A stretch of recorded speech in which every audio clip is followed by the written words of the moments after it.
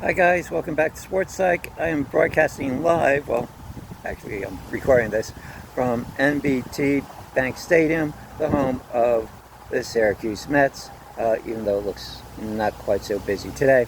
But what I'll do is finish off Chapter 3 on personality theory. The only thing that we really have left over from this chapter is, the different types of research, specifically about personality and sport. There's my New Jersey Mets hat. So a lot of mixed sports going on here. Okay, baseball, basketball. All right, even though it's football season. All right, and again the NBA Finals going on this week. All right, so we talked about all the specifics about personality, but again, let's go to the applications.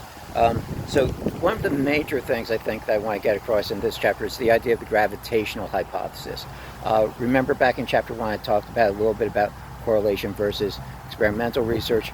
Basically the gravitational hypothesis is really based in correlational research. That is, there seems to be a link, or at least a relationship, between an athlete versus non-athletes in terms of their level of extroversion.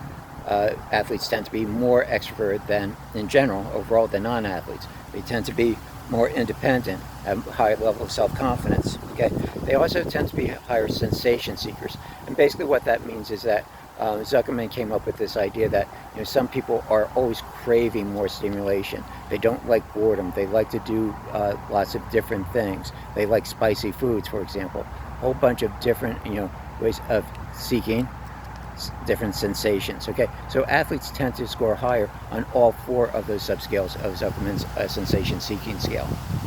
All right, so getting back to the gravitational hypothesis, why is that? Is it because you become more independent, you become more self-confident by being in a sport, or is it this idea of the gravitational hypothesis, that is, your personality is already that of being extroverted or being high sensation seeker, so you gravitate to that particular sport, or to sports in general, so you are already there. So again, in terms of correlation, we have what's known as the directionality problem.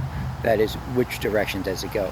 Are you high in these different personality traits and then go to the sport, or does the sport make you higher in these personality traits? Okay, so again, that's why it's a hypothesis. The more research needs to be done to know what direction that actually occurs in. Another interesting thing about particular sports, I mean, the whole chapter, the whole end of the chapter is about different personality in sports, and so pick the sport that you like the most, and maybe delve into that more. So there's differences in positions in volleyball, for example. There's differences in hockey positions. Okay, and I'll talk about the differences in football in a second.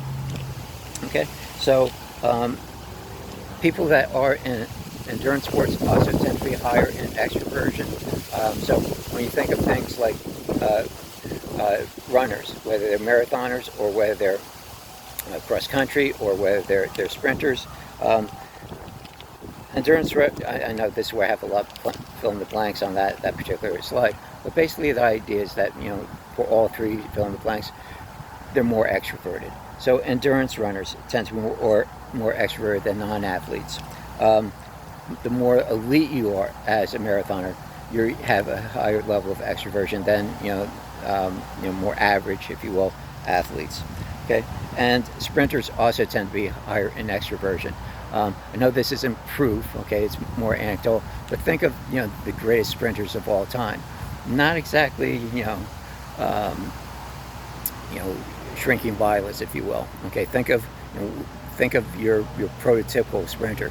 Probably Usain Bolt comes immediately to mind. Okay, pretty extroverted, right? Okay, so that again, not proof, but it is one way of thinking about how these sprinters tend to have a very high level of extroversion, and self-confidence. Okay, the other part of the chapter, again, that I just would mention specifically, is different players in football and their personality levels.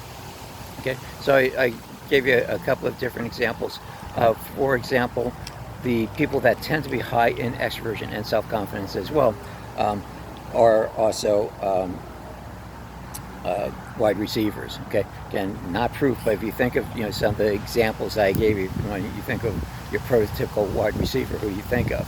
Okay, depending on your generation, you may think of Odell Beckham Jr. You may think of Terrell Owens. You may think of Chad Ochocinco, Randy Moss. Okay, so you're really thinking of a bunch of people that really fit this type of categorization. Okay, Deshaun Jackson. Excuse me. I also jotted down. Okay, and then there's similar positions as well. Okay, tight end. So you can think of Gronk as being an example of this, and you can think of the defensive part of this. Okay, that is Richard Sherman and people that tend to be very, very again, extroverted and self-confident to the point of almost being arrogant. Okay, and then the last one that I left you with was this quote about Keyshawn Johnson, who, again, I think a lot of you know Keyshawn now, since he's doing this gig on ESPN radio. So again, if you didn't know about Keyshawn Johnson before, you do now from ESPN radio, and it really is summed up by the title of his book. Just give me the damn ball. Okay, people without self-confidence or high levels of extroversion just would not have a book mentioning that.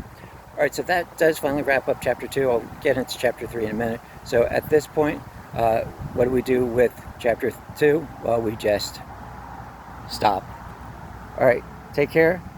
Have a great weekend. Take care. Bye.